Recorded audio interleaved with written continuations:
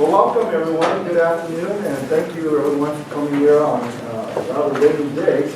I'm very happy today to welcome Dr. Jerome Baldry. He is here on a visit for us to tell us about a lot of his work in bioinformatics and many things related to biology. Dr. Baldry actually received his Bachelor of Science at the University of Paris in France, and he got his degree in cellular biology, so he is a biologist at heart.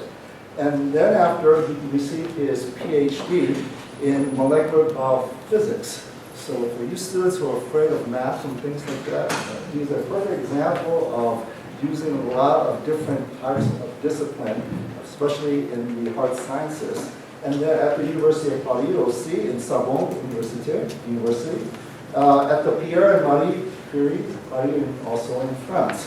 And he also received the highest honor in receiving his degree, which was official, in fact.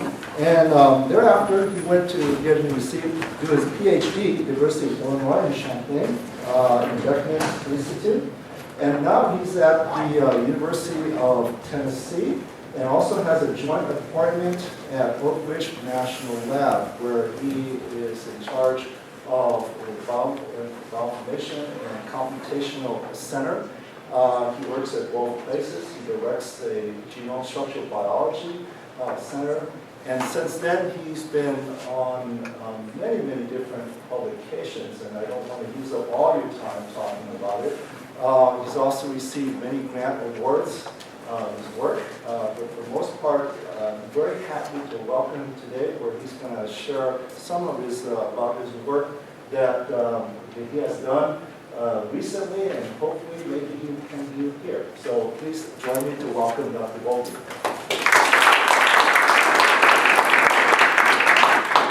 Thank you very much, Joe, and thank you for the welcome en français. Right? I appreciate you doing that on your own computer. I'm going to talk a whole lot about supercomputers, and my first attempt will be to unplug yours and plug mine. So let's see how good I actually am with computers. And I will tell you everything you pretty much need to know.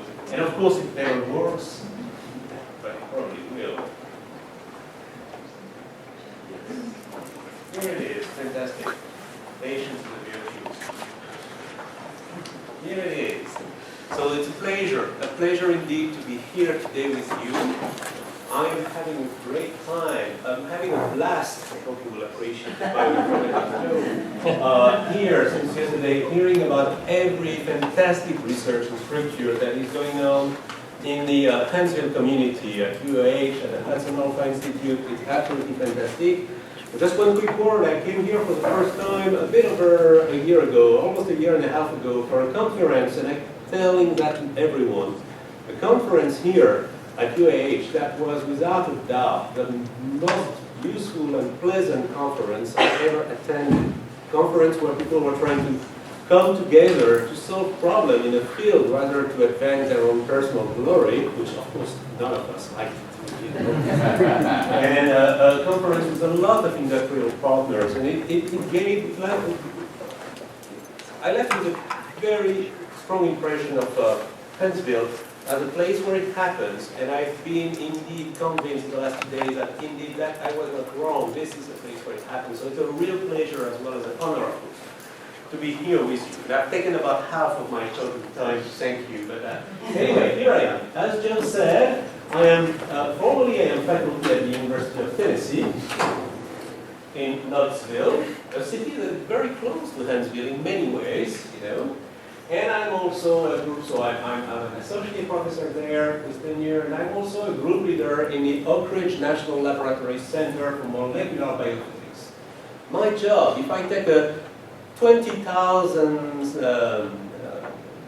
feet high description of my job, I was hired to bring together those two guys and try to lead and develop science in a way that would bring the technology and the mission space of Oak Ridge closer to the educational and research mission to UT, and that's what I've been doing. We want to merge together the technologies, the education, the science, and the economic development aspect of what they were doing separately into some kind of a common structure, which is called the UT-RNL Center for Molecular Biophysics. Because we're good in science, but not very good in finding original acronyms. And that's what I've been doing so far, and that's what I want to talk to you about today. Part of what I've been doing, where really we try to integrate, for our research, try to integrate together quite a lot of different points of view on the same biological problem.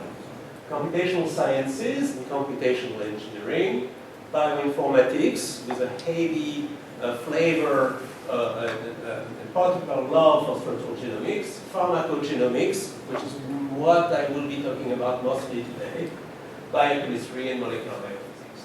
I am a computational biologist, as Joe said, okay? And I work mostly in drug discovery. My job is to bring those two guys together using computational biology to discover new drugs against diseases of interest. All right? Biology, computer genomics, proteomics. But I'm a computational biologist. And for the students here, I cannot resist the temptation to make a bit of a sales pitch for computational biology. If you look at this science career from not that long ago, a few years ago, I would like to get your attention on this quote from no other than Francis Collins, well known here in the genomics community, of course, but also very well known because he's the head of the NIH, National Institute of Health. When it comes to funding, Francis Collins decides who gets to continue and who should do another job, kind of. And anyways, his quote is, if I were a senior or first-year graduate student interested in biology, I would migrate as fast as I could into the field of computational biology. You don't have to take this advice literally, of course, but when the guy who decides who succeeds and who does not tell you, I'd do something if I were you, I would at least pay attention to that, you know. But it is more seriously. It illustrates the importance of computational biology in contemporary biology, okay? Computational anything in contemporary science is mostly the direction of most research programs you will see around. And of course, doesn't mean in any way that we should not do experimental biology. I hope to prove the opposite. We are here to serve experimental biologists, to help them get to their results faster, and to make sense of what they see. But really, clearly, as a tool, computational biology is a strong, important tool for discovery, and there's some kind of unifying technique. It's the one ring to bring them all. Here are those signs, okay? All right, so I'm going to talk today mostly about drug discovery, a bit about what it is, and mostly about drug discovery applications. So a bit of semantics first, a bit of definitions. 2/3 of the drugs that you can be prescribed are small molecules, mostly small organic molecules, that will bind to a protein and modulate the function of the protein. Okay, so it's kind of, you're taking a screwdriver and you're fixing the protein if it doesn't work really well, or if the protein works too well, often the case of cancer, for instance, you want to prevent it from working too well. Okay? About 2/3 of known drugs are exactly that. 1/3 of known drugs are kind of the opposite. They are large large molecules, for instance, antibodies or vaccines to an extent, and they will directly perform the function. So it's like you're changing the engine of the broken car here. Okay, and here you fix the broken engine. Okay, both are very important. I'm going to mostly talk about that today. In fact, I'm not going to talk about this, but we are active. As a matter of fact, I said to some of you that our first R1 for biotechnology vaccine design got a score of 20, so I'm anxiously waiting to hear from what Congress finally decides on the NIH budget, and then hopefully hear from my NIH officer. But I will actually be talking about that, because that's most of what we have been doing so far. Small molecules that will bind to a protein to change or modulate what the protein actually does. All right, there we go. A couple of other definitions or statements about drug discovery. Drug discovery is long and painful and expensive, and I will whine a lot about it. Okay, what does it have? What does it need to do? This essentially, drug discovery, we need to discover molecules that will bind to specific proteins. That's what most of the drugs do, okay? Small molecules that bind to proteins. They have to target your true love protein, the one that is responsible for the disease you are going after or against. But in addition, those small molecules must not be toxic, okay? You must not have adverse effects, or not too many of them. These are two very important aspects of drug discovery, and both of them are very difficult to achieve, all right?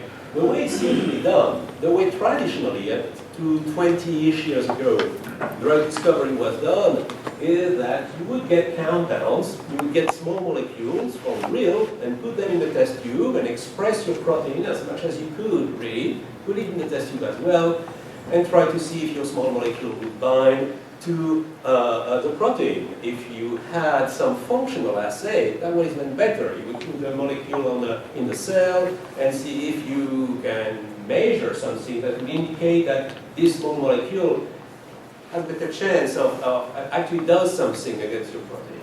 And you would screen experimentally, tens of thousands. I spent a few years in the pharmaceutical industry.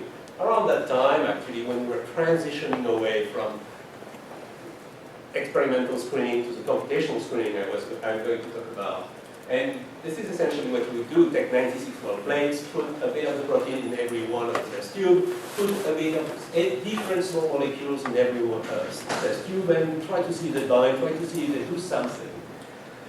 And out of thousands of molecules you would find, you would have 250 is very optimistic, maybe 25 interesting molecules that appear to do what you want them to do.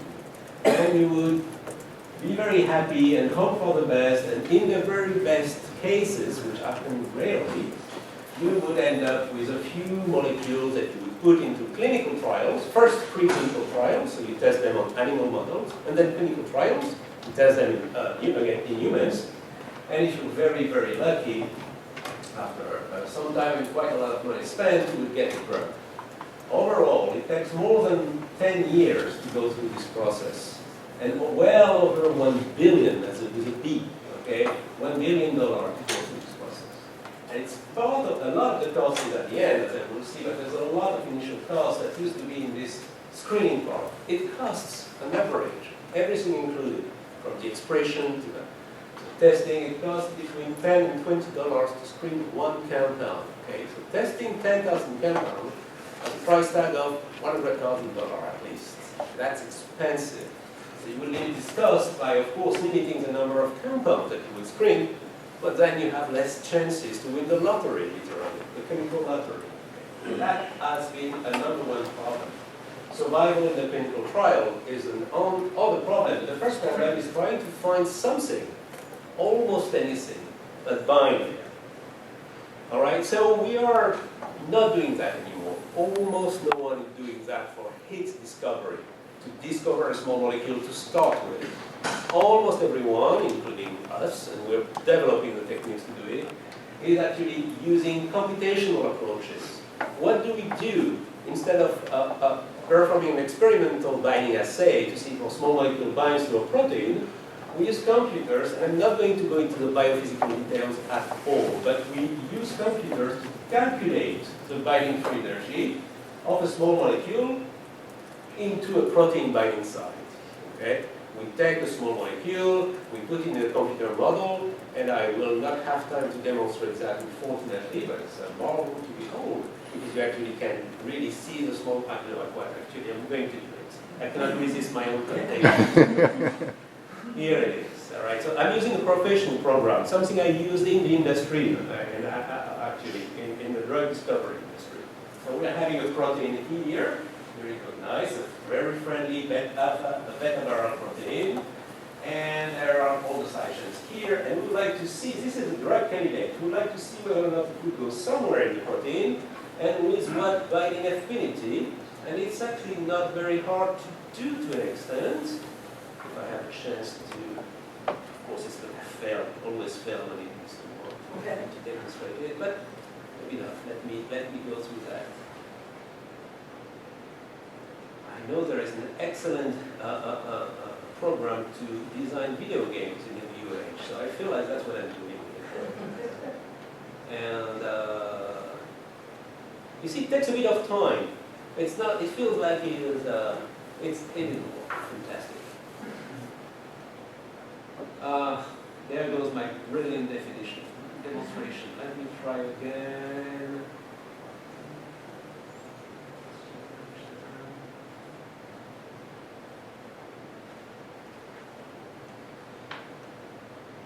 It's going to work this time, I think.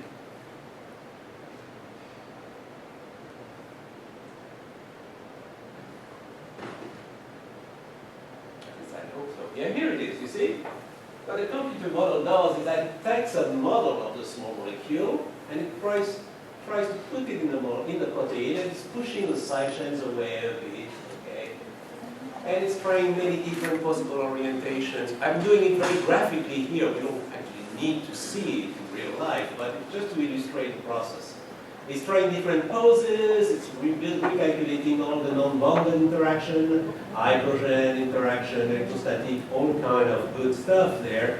And for each of these possibilities, it's going to give me a predicted binding free energy that are listed somewhere on the computer.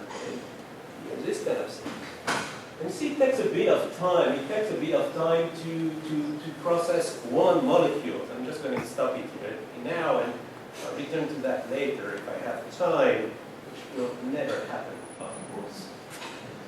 So it takes a bit of time. I mean, you have to do that for thousands of molecules. If you have 10,000 molecules, then you have to repeat that 10,000 times. So on the one hand, you save money, because you don't have to express a protein and buy the chemical. But on the other hand, you don't save a whole lot of time, because it's actually quite long to calculate.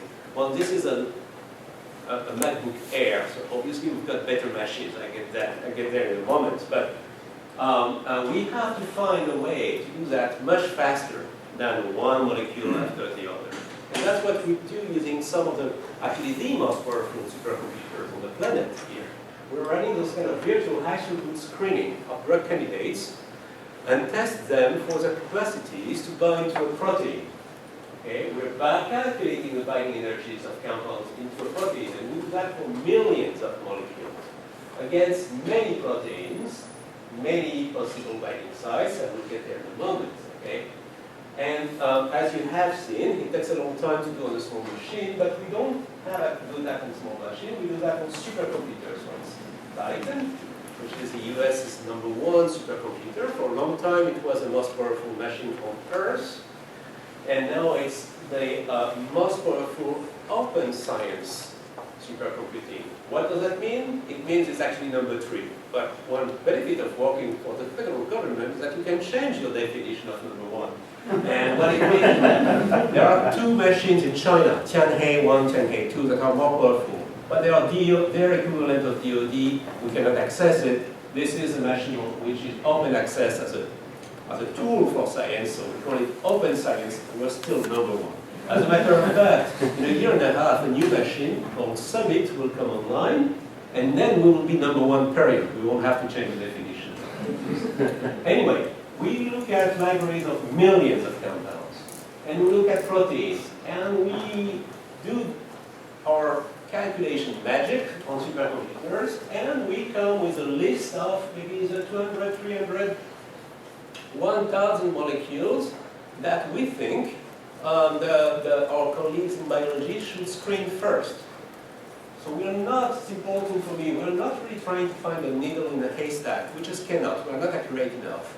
But we can reduce the size of the haystack to such an extent when then it will be possible to screen our haystack to find the needles that are hidden in there at a much reduced cost. Okay? One word about that. Having supercomputers is only half of the equation. Those supercomputers are very powerful if you know how to use them well. Otherwise, they're just an empty shell that costs a lot of money. If you take this kind of programs I was demonstrating a moment ago on my machine and plug it on the supercomputer, push a button and go home, not much will happen. Here's what I mean by that. If you're running this kind of calculations on a machine and you try to calculate the binding free energy, for instance, well, it will take a certain amount of time, say if you use 8 cores in a computer. If you use 16 cores, it should be twice as fast. If you use 48 cores, it should be 6 times as fast, and so on and so on. It should scale linearly. What happens in real life is that you will lose a lot of efficiency as you go by. As a matter of fact, you will plateau at around 150, 200 cores. I don't know if I told you that, but Titan has 300,000 CPU cores, plus about 20,000 GPU cores. So there's not a whole lot of reasons why they would let you use their 300,000 machine, 300,000 cores, if you can only use 100 of them. So that was the technology in 2008. I spent, much to my surprise, never thought I would have to do this work, but the first 5 years of my pleasant tenure track life on developing this kind of tools to be efficient on supercomputers. And that's kind of the technology we got at in 2013. We've done better since. But we scale all linearly to 84,000 cores. Okay, so that's very important because if you look at where the technology was before this work, our performance was a point here, very close to the origin of access. And we have been able to use essentially the entire machine. It's very important because what it means, and all praises to the postdoc and grad students who actually did the work in my lab. What it means is that we, using Titan and using this code, this technology, we can screen about 400,000 countdowns in 15 minutes or 10 millions of countdowns a day. So in one day on Titan, we can run calculations that would actually cost $100 million to perform in real life, okay? So that's the kind of value we add. And it was probably worth 5 years of my tenure track in order to, I feel $100 million richer every day, you know? And that feels really good. And I'm a very virtual guy, as you can see. But essentially, we're not going to get that. This number is if we had Titan to ourselves for the whole day, which will never happen. But we certainly can spend 1 million countdowns a day. So we save to the pharmaceutical industry or to the process in general, we save about $10 million a day each time we do this kind of research. So that's fantastic. We're very happy with it. What it means, as I said, computers today, the power is expressed in flops, petaflops. 1 petaflop is 1,000 million floating point operation per second. Our supercomputers today are 10 petaflops. We can use, in one day, we can process 1 protein with 10 million compounds or play with the zeros, 100 proteins with 100,000 compounds. Okay, this is the kind of thing we can do. On the 100 core cluster, it will take about 10 years. When I was in the pharmaceutical industry about a bit over 15 years ago, my most powerful machine was a 4 core cluster, so to speak. All right, so it would have taken me about 250 years in the pharmaceutical industry 15 years ago to do what can be achieved in one day today because we have the hardware and the software. So it really is a revolution in a way to do molecular discovery. And that's, of course, a crank we've been very happy to crank. And I will tell you that in a moment. Our secret sauce, how do we use that? We just don't do more of the same. We just don't screen more compounds against more protein. For many reasons, I will explain some of them in a moment. We first characterize the protein target structure, of course, and dynamics, how it moves. Then we take advantage of these dynamics to actually discover new drug candidates against specific proteins of interest. And we are moving to maybe the most interesting scientifically, because the most difficult aspect of the process, which is essentially pharmacogenomics, predicting these new drug candidates will do it in clinical trials. I have my set of proteins, you have your set of proteins. How will a drug candidate react in me versus you as individuals and years down the road as populations? Now I will talk about that as well. Our approach is very important, not only one target structure, but we want to simulate the dynamics of the target structures, and we use a tool called molecular dynamics simulations. Why? There is a fundamental reason why. What you normally do if you're in drug discovery and you run docking is what I have demonstrated a moment ago. This is a protein here, and this is a drug candidate or a ligand, and we're trying to see if it will be happy ever after binding in this protein. What you do normally is kind of induced fits. You stuff the small candidate, the small molecule in there. You let the side chains relax and kind of embrace the drug candidate, calculate the binding energy. So you induce the fitting of the protein around the ligand. What is usually happening, at least that's the view of protein ligand interaction these days, is actually something else. As there is a conformational sampling of the protein. So the protein is here, it doesn't bind the ligand, and it's moving because it has enough energy at room temperature. It has actually, as a matter of fact, 0.6 kilocalorie per mole of energy. And it's sampling different shapes for its binding site. And one of these conformations will be selected by the ligand. So it is a conformational selection of one of the protein structures by the ligand. And then they live happily ever after. Okay? So that's what we are trying to reproduce. And not that anymore. It takes a lot of computational power to do that, but that's what we have. Here's an example. Sally Ellingson was a grad in my group as well, and she looked at this protein. It's a kinase. I use it as an example here. It's a Salk kinase, a tough routine drug discovery, as a matter of fact. And I'm showing here the structure of the protein, so you're familiar with that. You've got your alpha helices here, your beta structure there, and I'm showing the surface of the proteins in three parts. There is this part here, where I hope you can see it, a bit of a groove there. Okay? And there is this part where there is a bit of a less shallow groove, and that part in purple, I should have used blue charter, and orange Tennessee, and crimson, we shall not mention that. Okay? There is a certain potential, a certain region of the surface I'm interested in.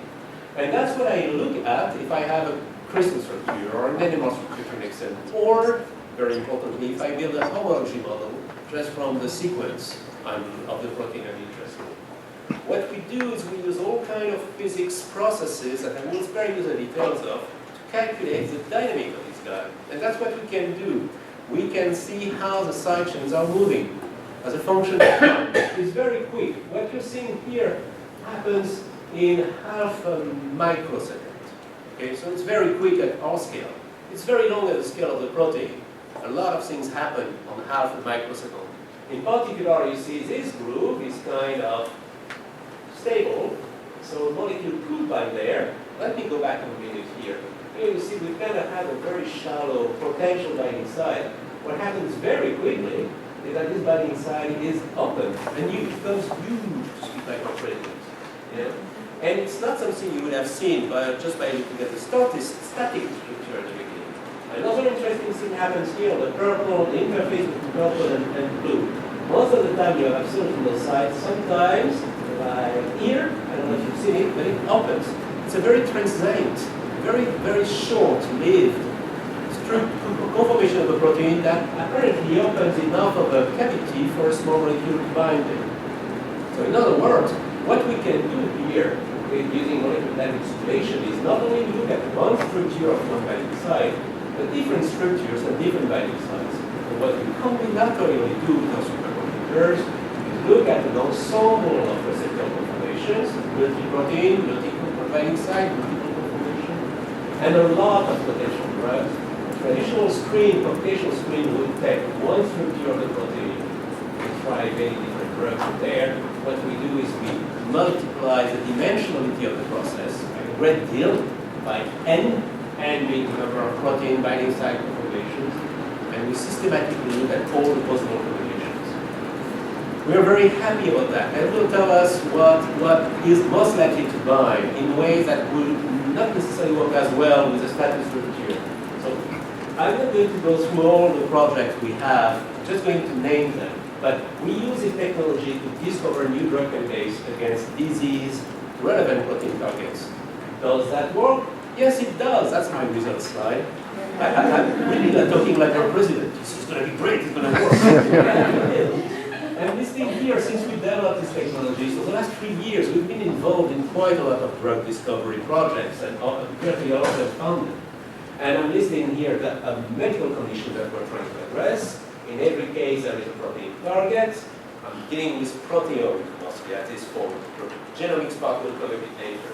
But I'm dealing with a lot of protein targets. I brag about the fact that in each and every one of those projects, we have been able to discover a small molecule that was doing what we wanted it to do. That was modulating the functioning or the dysfunctioning of those proteins. And in each and every one of those projects, we're pushing the project forward. In many cases, through collaboration with industry, and sometimes just to keep it at the lab level to optimize the leads or find a molecule that binds better. I will talk about the business side of it in a moment. One example, just one example. This is a protein-protein interaction problem that we did in a collaboration with the pharmaceutical industry. We're actually NIH funded to collaborate with industry. It's an SBIR, many of you are very familiar with that, right? And so the idea was to modulate the coagulation of blood. If you have a stroke, you're given heparin that will liquefy your blood. Okay? It's very difficult to use heparin. If you use too much of it, you will bleed to death. If you don't use enough of it, you will still have a stroke. Okay? So there's a big demand for novel molecules that will modulate the coagulation pathway. We are interested in preventing factor 9A and factor 10, the first part of the cycle, the left part of the coagulation pathway, if you want, to come together. All right? So we use quite a lot of genomics information, bioinformatics information to propose what the interface between factor 9A and factor 10A is, and maybe I should have actually talked about that, but we came with a pretty good idea that was experimentally validated actually, that those parts in white here are the regions that interact with, that's factor 10, those parts in white are the regions that interact with factor 9. So we build a model for a protein target, we ran the MD simulations, we selected interesting snapshots, that's why I'm showing them all, we are superimposed. We keep the fold, okay? The fold is conserved, which is a good thing, we don't want to denaturate the protein. But remember when we go to pharmacogenomics, to structural genomics, which I'm a fan of, but what essentially it does, it gives you a list of potential folds. Here we always have a potential fold. The devil is in the details of the side chains, really. Anyway, on each and every one of these 12 molecules, so 11 molecules plus one experimental crystal structure, on each of them we screened 200,000 compounds. We calculated that 535 of those 200,000 compounds had a pretty good chance to bind tightly right at the interfaces region that we see in white here. So we thought this guy would be a good candidate to mess with this protein binding to another protein. Our industrial partners purchased and tested 97 of them, and 24 out of 97 do just that. They do bind, and they prevent the proteins from coming together. In addition, 10 compounds not only bind to the protein, but modulate in a self-limiting fashion, I'm not going to go into the biochemical details, the coagulation. So we have 10 molecules here for the price of essentially now half a day of computation. It takes much more time to get into that, but it's actually like about $2 million worth of docking done in half a day for the price of an SBIR funding, which is not as much as we like, but certainly less than $2 million. Okay? Very importantly, and for me, what makes me very happy, not only that I may end up with better options than heparin if I ever have a stroke, of course, what makes me very happy in the meantime is that all of those 10 compounds that appear to work, 8 would not have been discovered if we only looked at one experimental crystal structure. Right? So we increased by 800% the diversity and the number of the drug candidates if we spend a bit of calculation time looking at the dynamics of the targets. That's one example. We have done that very quickly. Here's an example here. The experimental crystal structure is in exactly the bioinformatic model that was confirmed crystallographically is in yellow. All right. When you run the dynamic of the protein, you have some of these loops on the surface that are opening. For instance, this one here. The loop L1 is very closed in yellow. If you give energy to the protein, it's happy to take this loop away, which opens a site where one of our 10 drug candidates is able to bind. It could never have bind. It could never have been localized here if you only looked at the structure in yellow. So we have been doing that again and again. How much time do I still have, Joe? Please tell me 45 minutes. You have about 20 minutes. All right. Well, Very maybe 15. Thank you. No, yeah, our new direction, our main direction, is to actually predict not only what molecules will do well in the protein, against the protein target, but if they will do well in clinical trials, okay? Here's why. The drug discovery process is very ineffective. First, it takes a lot of time and a lot of money to develop a drug. That would be acceptable if we had a drug each time, which is not even the case, you know? And why is it ineffective? Because about 99% of drug candidates fail. And I'm showing here some data that I've compiled myself from different sources, but years of development. So it's how many years you have to spend on a drug discovery project if you are in the pharmaceutical industry. Okay? And that's the x-axis. The y-axis is the percentage of phase success. So the first phase is each to optimize lead. That's what we do in the lab. If you have a molecule that you find is working well against a protein, how do you modify it so it binds better? And more importantly, almost, how do you modify it so it's yours? You have a composition of matter patent, and it's not just somebody else who synthesized it. Okay? So how do you create value?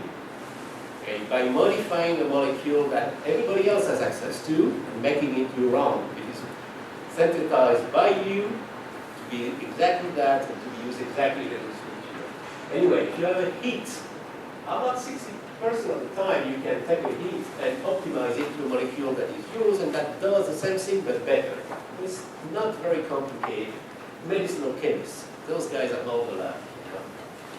And then you take those molecules and you get it into preclinical trial. And about 40% of the molecules that get in preclinical trial succeed and are pushed down the development pipeline to clinical trials, where only 10% of the molecules that enter in clinical trial survive.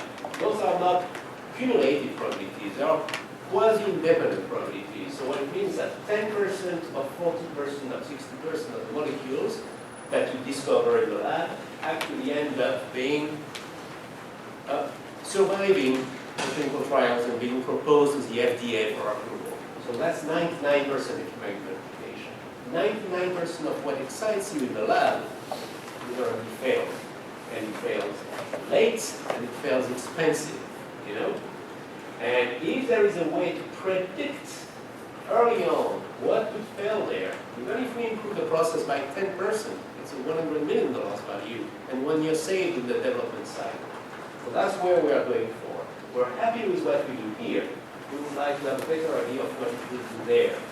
An abysmal success rate. Imagine you're running a car factory and 99% of the cars you make break down in the parking lots. Okay? It would make your board quite unhappy first. And then it would be very expensive to buy a car. Okay? You would have cars, all right, but it would cost a fortune. That's one of the reasons why drugs are so expensive to make and so expensive to purchase. Because for one successful program, if you're in a company, you have to recover the cost of filling 99 others. Imagine the price of the car multiplied by 100. That gives you an idea of the state of the pharmaceutical industry. So there's a lot of scientific interest and value, of course, in improving this terrible, terrible success rate. All right, so why do drug candidates fail late and expensive? And I know it should be failing late and failing expensive. That's how everybody says it, right? It's the same reason why they work in the first place. It's because they can bind to many proteins. When you try to discover a drug candidate in the lab, you have your one protein of interest and do everything you can for your small molecule to bind to that guy. And you're super happy when it does finally, and you take this small molecule to preclinical trial. What I'm showing here is not the metro map from hell, but the biochemical pathways. You know, every circle is a protein, every line is a connection between the proteins. So what you find when you put this one molecule that does so well in your test tube, in your lab, when you put this one molecule in animal or human models, it will bind to many of the proteins. Two things can happen. It binds to too many proteins, so it gets kind of diluted, and it's not a potent protein. It's no better than placebo, and that's the end of it. Or it binds to a small number of proteins, but very tightly, and it shuts down their biochemical pathways, and then they are toxic. Bad news as well, the end of it. And 99% of the time, that's what happens.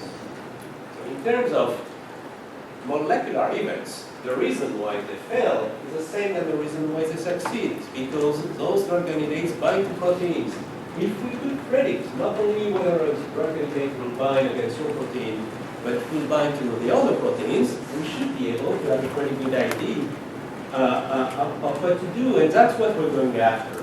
We're focusing on a set of 44 proteins that have been suggested by four big pharmas, AstraZeneca, Glaxo-Novartis, and Pfizer, to be responsible for 75% of adverse effects, not including P450. We're going after them for another group. Jason was another great. So we're focusing on 44 proteins. There is a company in Germany that will charge you 5 arms and 6 legs to test the actual binding of the drug candidates against those 44 proteins. We're trying to do that virtually. Out of those proteins, 35 are membrane proteins, so most of them.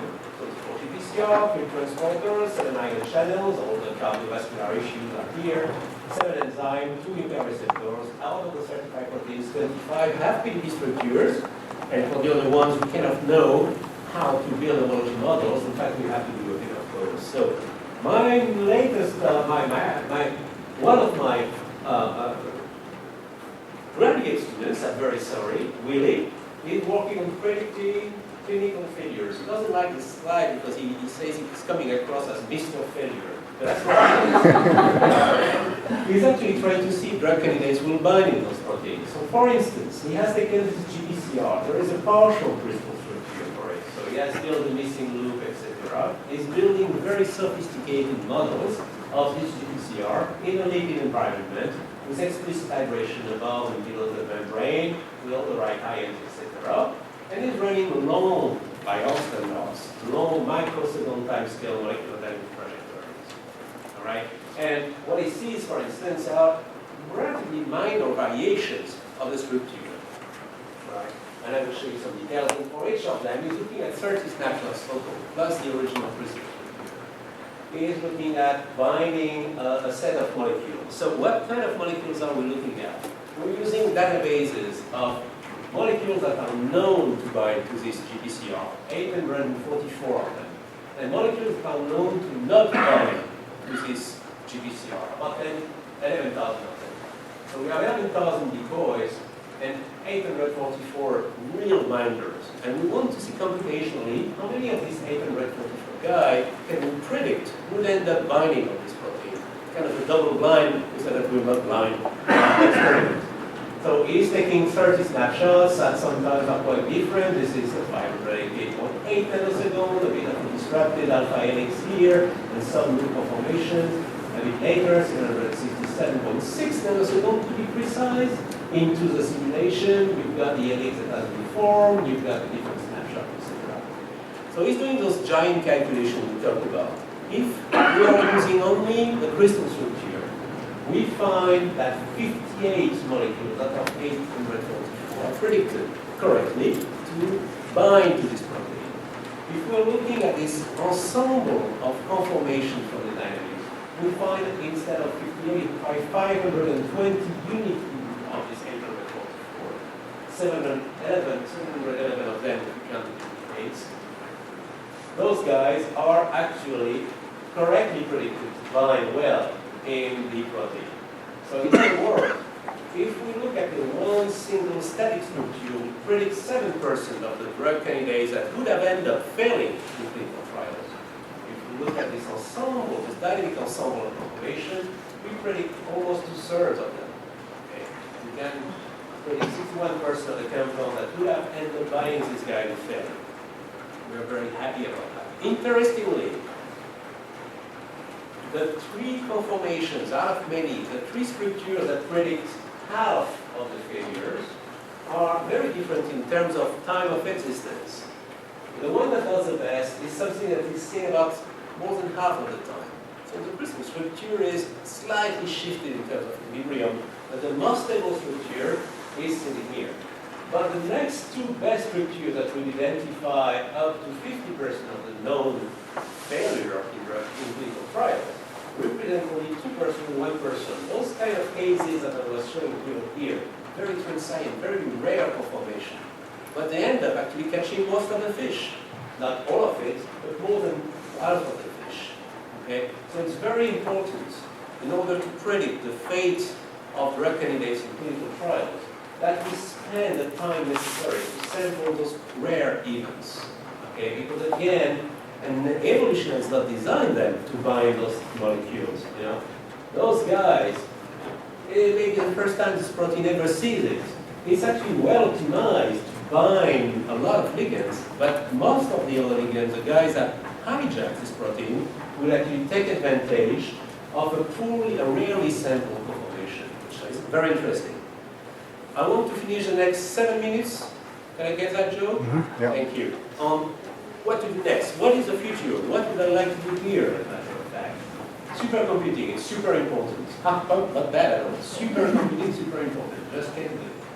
Today we can do one protein 10 million ligands, or one of the proteins 10,000 ligands at the exascale level. So 1 million floating point operation per second, which is going to be about 5 to 6 years from now. We will be able to screen everything against everything, or close to. Instead of 44 proteins, we can process 1,000 proteins. We will run virtual clinical trials for real, not only on individuals, but on population, with a variety of gene expression. A lot of the adverse drug effects are race dependent, are diet dependent, are secondary conditions dependent. Okay? And again, the way I will respond to a drug will be very different to the way you will respond to a drug. It may not be toxic, but I may need more of it. Okay, is doing just that as an alpha. Screen your P450 to tell you whether or not you will be susceptible to this drug or that drug. We'll be able to do that with virtually the entire genome. Okay. One last word. It's 6 years down the road, we need to start the development now. Okay? Because that's the time it took me to be performant on the supercomputers today. Computers change very quickly. To give you a very hands-on relevant example. The entire computational power of the Apollo project was a 0.042 megahertz computer with 6 kilobytes of code.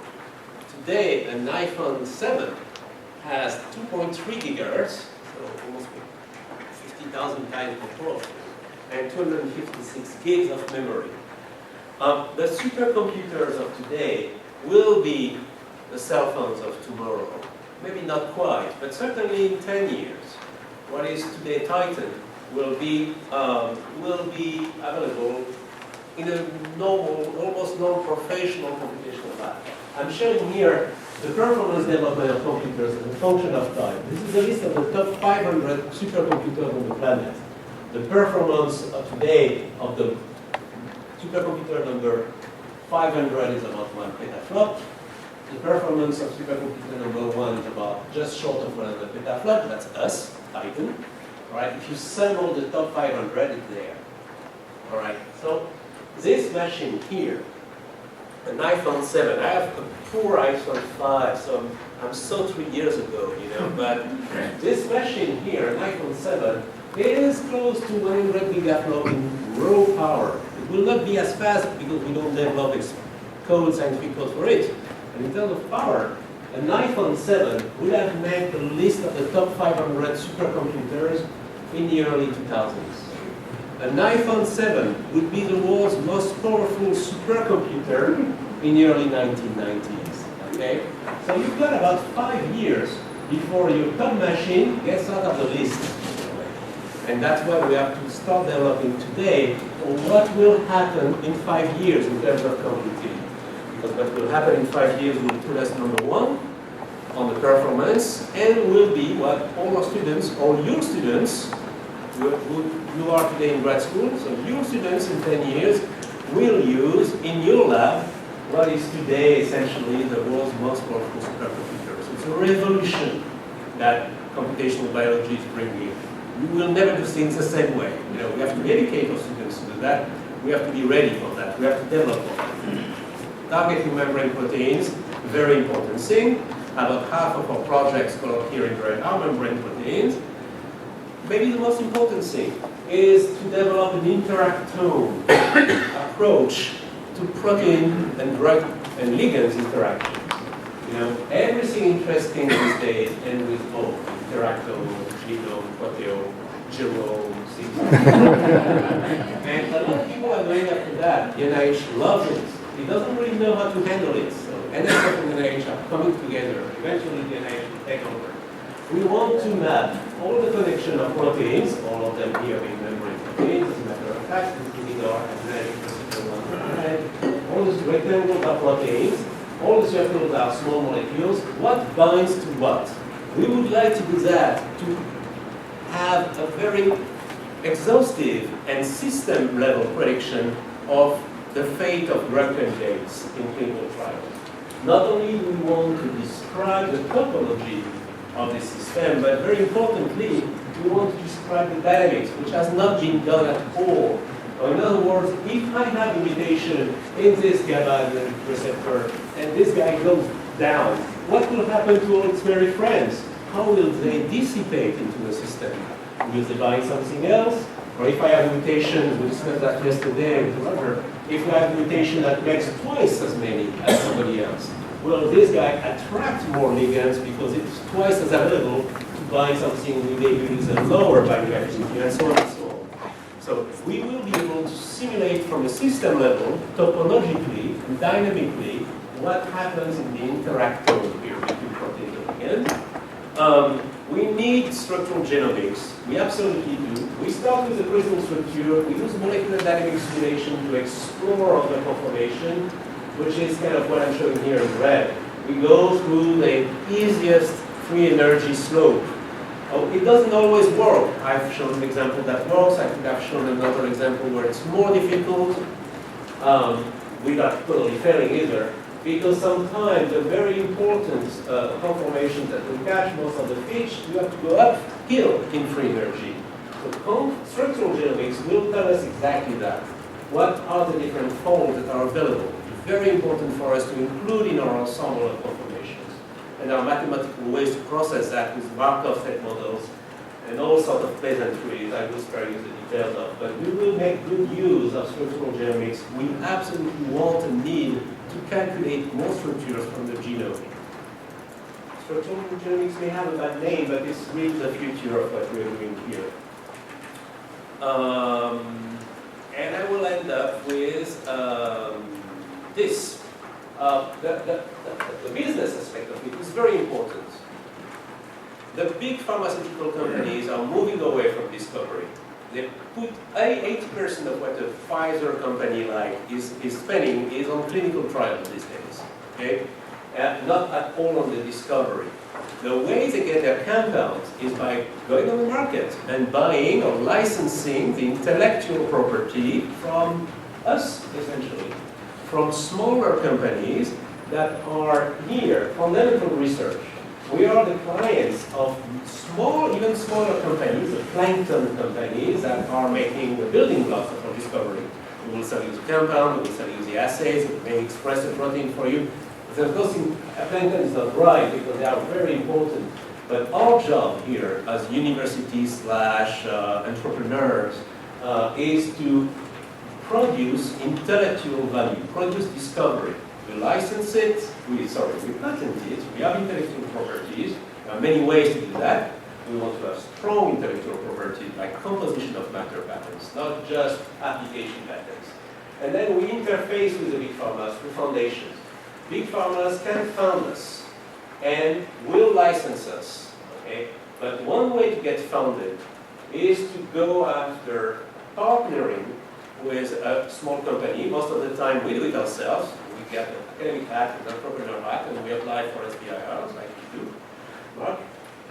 Okay, so that's us, academic small business. We do the discovery as academics, then we put our other hat and we license, we patent the product, we develop it, we give it to the UH, who own it, of course, but that's an intellectual property that has a lot of value. Okay, and we apply to foundation money to fund the discovery project. It's easier for Pfizer to found 10 discovery labs, hoping that one of them will succeed, rather than to fund it themselves. You know, it's much way too expensive. And very importantly, of course, there are a lot of ways people funding is in the traditional way, and HR1, SBIR that will fund the academic small business connection. So there is a new ecosystem that is very important for the students to be aware of, because that's more and more how we are going to get funded here. So we have to assemble academic ad hoc groups that will be able to deliver this kind of things, or this kind of, I don't want to sound too much like there's no hope and no salvation outside of public money. Still, the NIH is the main provider of money. But more and more, the foundations are playing an important role. We have to be aware of that. I want to thank you for your patience. I thank, of course, the postdocs and the grants who actually did the job I'm talking about. The partners and the collaborators with whom I worked here, so thanks to them. All of them are in academia. Actually, all of them are also, interestingly, running their own kind of companies on the side, you know, that takes their academic discovery. As academics, we produce intellectual value, we publish, we train students, and then they form their own companies that will license the product to them. Of course, I've been funded, so thank you for paying your taxes, okay? Please continue to do so, and everybody at the Oak Ridge ORNL Center for Molecular Biophysics. I'm done. Thank you very much for your patience. The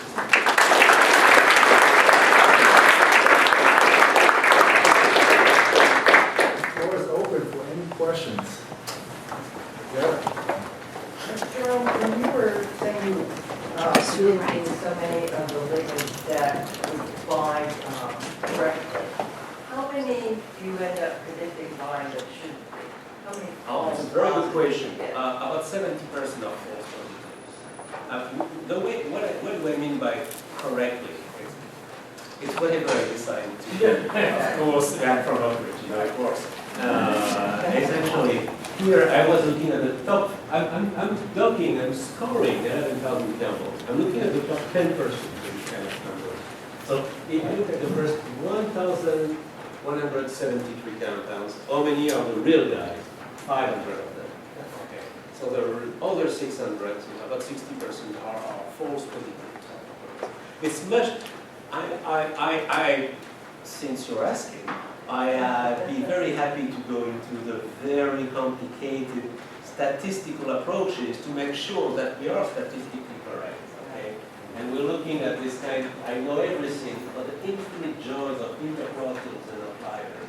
We want to make sure, I'm not going to inflict the torture of the table of but we are looking at many, many ones, and we only look at the guys for which we are way above the random level, in like more than 95% better than random, which is those kind of things. It's a very important aspect. We will always have false positive.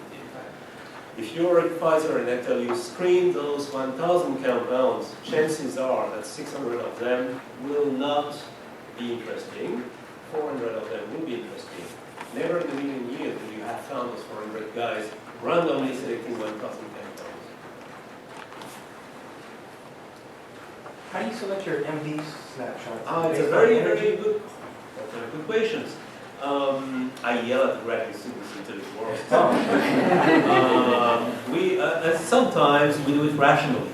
We look at the structure and we can calculate an RMSD. So we quantify how similar or dissimilar the structures are. We have ways to put a number on that, and we go for diversity. We select the N snapshots that are the most diverse from each other. Okay? That's what we do when we want to do hit discovery. When we do lead optimization, we kind of take the other way around. We want to select the structures that are very close to the one structures that binds or validated candidates. Okay? So then a methyl group can make all the difference. Okay? So we can play on the diversity and similarity spectrum pretty much depending on what we want to achieve. I don't never ever yell on any graduate student, I swear. Chrissy and then Sarah. I know you're using ad hoc data for a lot of your document studies. Is there a more, like I say, elaborate ecosystem that's out there? Yes, yes, absolutely. What we actually do, and I described here, is a part of our actual pipeline. What we would typically do is take those 400 guys, this 1,000 guys, that contains a lot of the false positive, time permitting, we use much more sophisticated free energy perturbation computational approaches that would further discriminate between the false positive and false negative. If needed, we don't have to, because for our industrial partners, screening 1,000 compounds is not that big a deal. They prefer to spend 10 grand at the 1,000 compounds rather than wait 3 months for us to come with really good calculation, and because we can do that in 1 day anyway. But for very fundamental research to understand the physical nature of the conformational selection, we really want to have a very clear understanding. So yes, we use Autodoc VNAT, our first pass screening, but there are tier 2 and very interesting as tier 3, more sophisticated method as well to really look into the lead optimization stages. Autodoc VNAT will not see much of a difference whether or not you dock this guy here on the right, or you dock this guy with a methyl group there, or maybe a secondary amine instead of tertiary amine, this kind of thing. However, more sophisticated methods will have a greater price of calculation, of course. So usually there is no, it doesn't make economic sense to do that for any discovery. As you go along in the lead optimization process, and it may become interesting. Medicinal chemists are very good at synthesizing a lot of compounds very quickly, you know. If we take more time than they take making the actual molecules, it's not very interesting. It is intellectually interesting. It's always, you know, a trade-off here. Gerald, just kind of curious. A lot of proteins do not work in isolation, right? They work as a complex.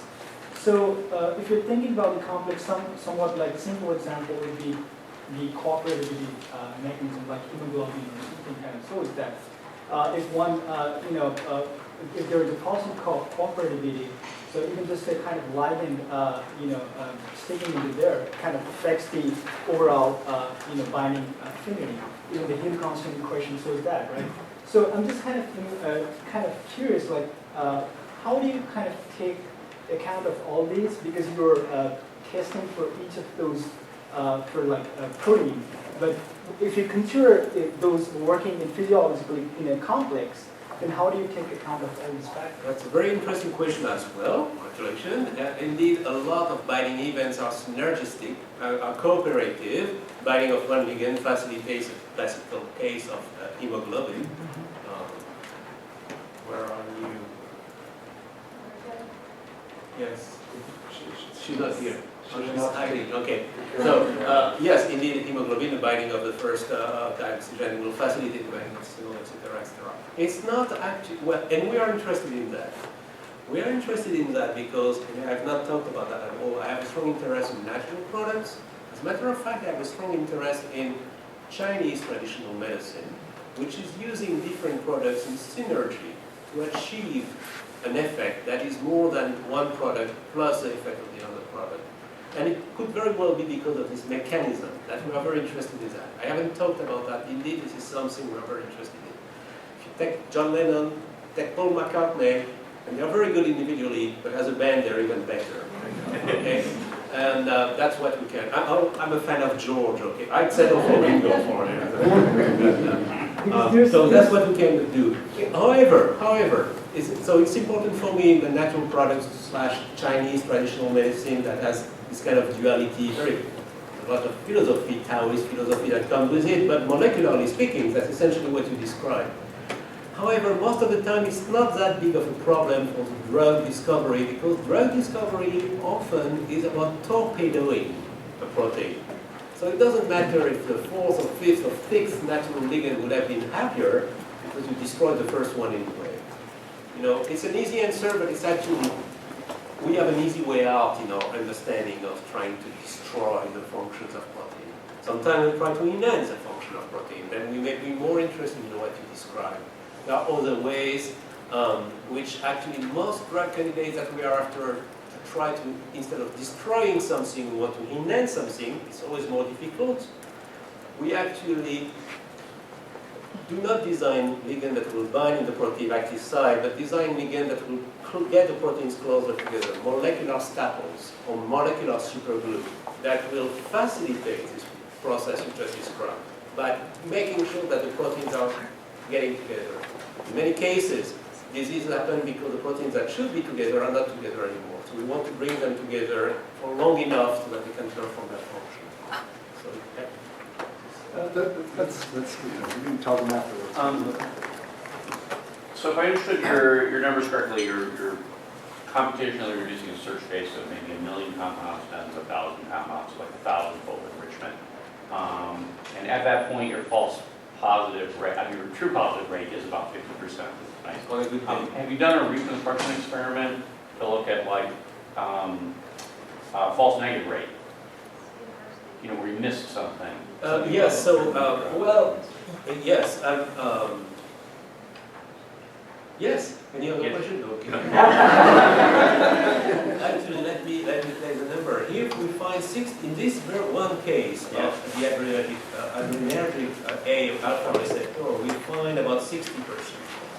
So then the false negative would be 40%. Okay. That's a particularly impressive success. Okay. Sometimes we still have to. We claim success if we are better than random, but sometimes. And it depends on how picky we are. We select the top 1,000 molecules, we're going to have different results than the top 100 molecules, of course. Generally speaking, a very good docking is enriching a collection of compounds by an order of magnitude. So you select n compounds randomly, you find n ligands. You do a magic trick, you select the same number of compounds. After magic tricks, you find 10 times more ligands. It's kind of a psychological level of happiness that would get you promoted at Pfizer.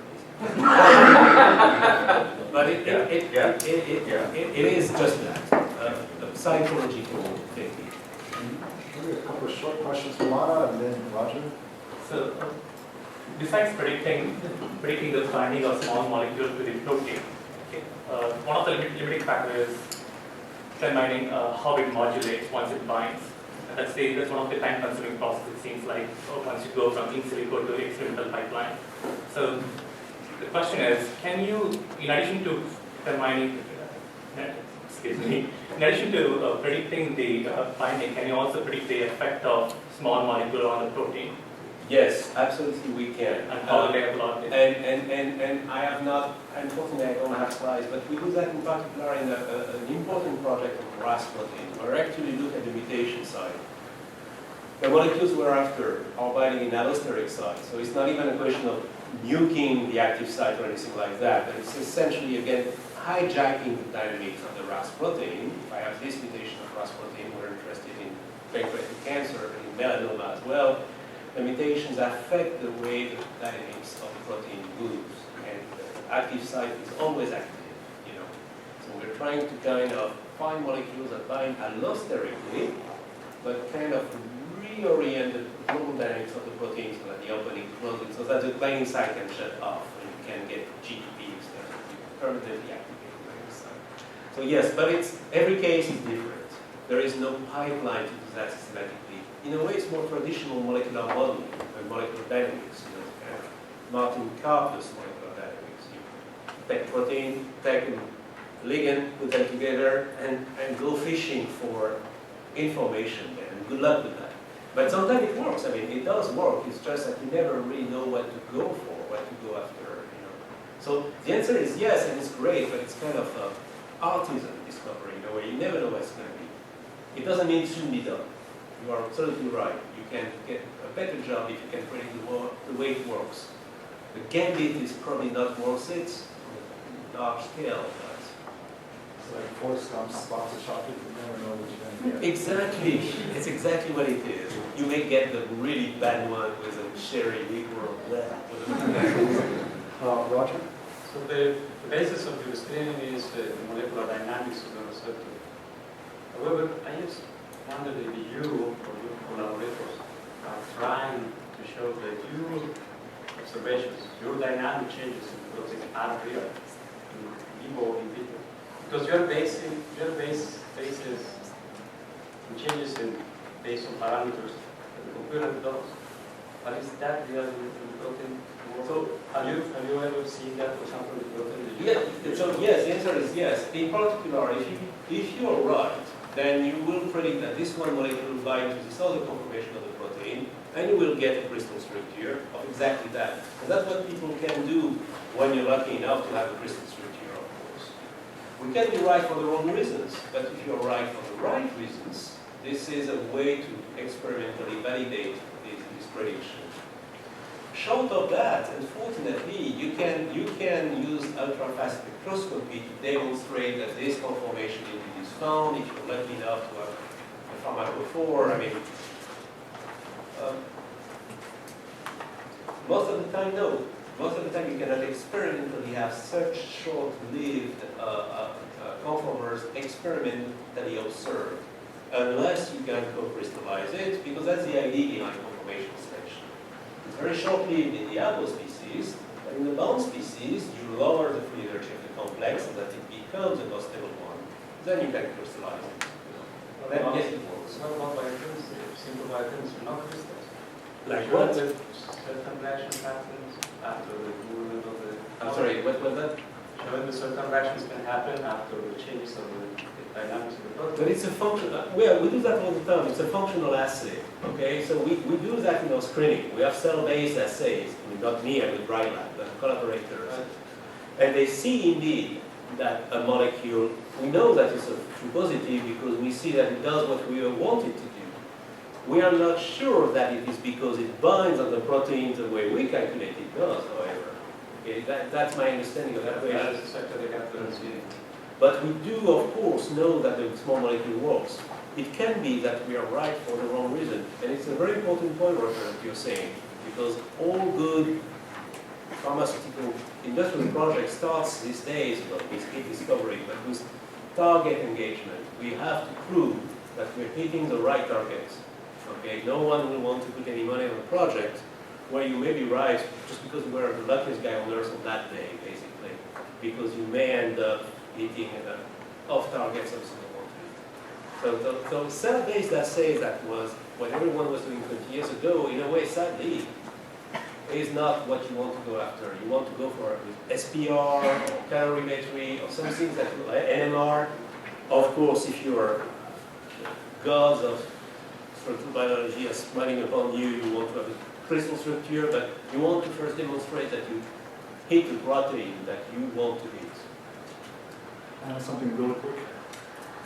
Is there a provision in there that if you take your 8 non-active site binding potential drug targets, that you would then run them through another entirely different database of all the proteins that are biologically known in the human body, to run them through to see if there is any serendipitous pathogenic process that would occur with those 8, which would eliminate 8 going to drug trials, which would narrow it down to maybe 2 going to drug trials? Absolutely, it would be nice. And that's what, so the answer is no, not on the genomic scale of things, but yes in 6 years, because the computational power to do that will be present. That's what we're preparing for. And that's what we're doing with our set of 44 proteins here.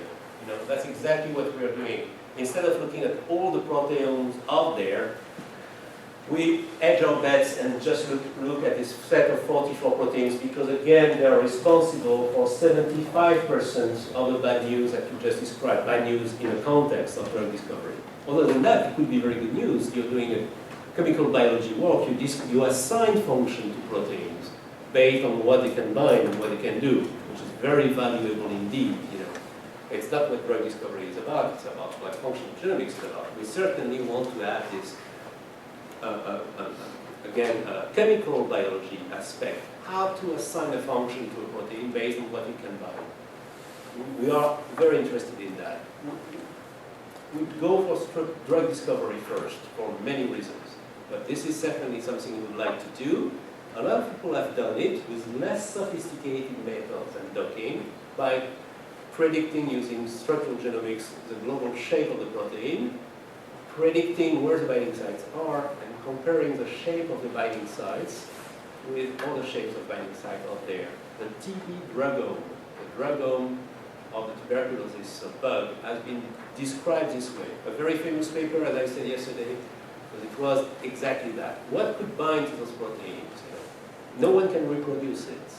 But it was a first step on the moon of functional genomics through binding of small molecules. Matter of fact, it's one of the things I want to do here. I really would like to contribute to this merging of structural genomics and functional genomics. I want to do just that. I want to not necessarily go into this kind of detailed calculation, but just look at what the fold tells us about the binding site and what the binding site tells us about what kind of molecules it can bind, what can tell us about the function, which involves other tools than the one I've been describing. But at the full genome size, not quite yet, but it will again in a few years down the road. We have to, the development of whether or not we'll be successful in this exascale revolution starts now, not in 3 years. It takes 5 years to develop the kind of tools, including those ones. It's not only coding, it's also concepts, how to use those tools. And I'm just talking about number crunching. I should tell you about data nightmares. I don't know if Liz is here. We're going to quote something we discussed about, if I may, 2 weeks ago. Willie, Mr. Failure, has been kicked out of our own high-performance cluster because he flooded the system. He was uncompressing 2.5 terabytes of data, uncompressing it, analyzing it, recompressing it, and again for each of these drug ligand partner things that we're looking at. We totally flooded the system and we've been marooned on this. So Liz told me that she occasionally, like maybe once or twice a year, is also kicked off NCBI or something like that, for the reason. And we were joking, but at the same time seriously saying that you're efficient when you're kicked off the most powerful supermachine on Earth, because then you're going to shut down everything for everybody else. We know you almost made it. Well, this was wonderful, and I'm Thank sure you so there much. are more questions, and I invite anyone maybe shortly after if one could ask questions. But please join me in thanking Jerome once again for the work.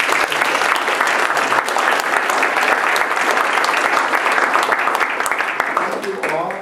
Biotech students, can you stick around for a little bit? We'll discuss a little bit of administration.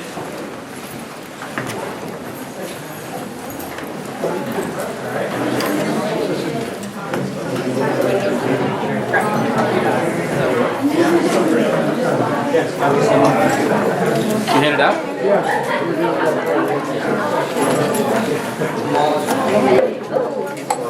It's that time of day, right? How's it going?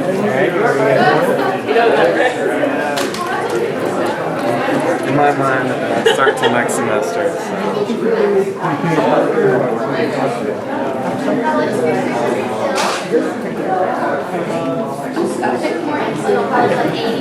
Let me know.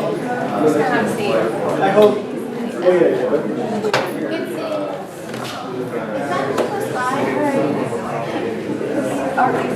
Oh, yeah.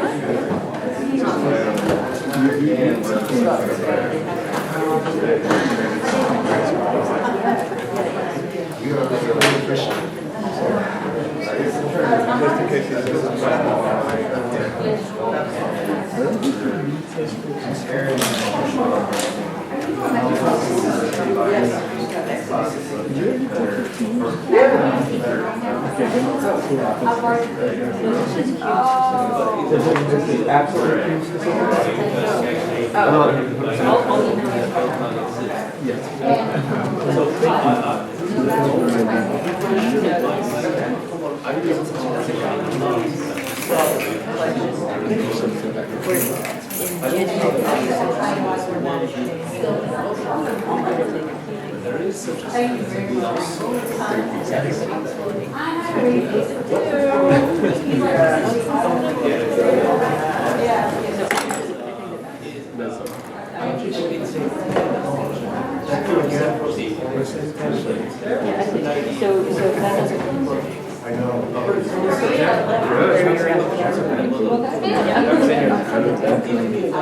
Yeah.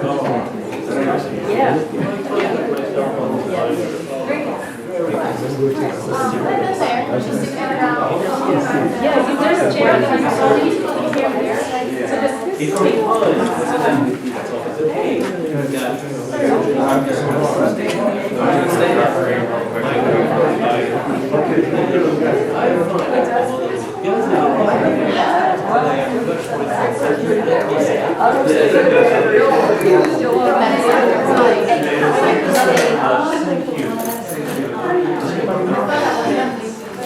Oh, yeah. How long do you stay away to drink that?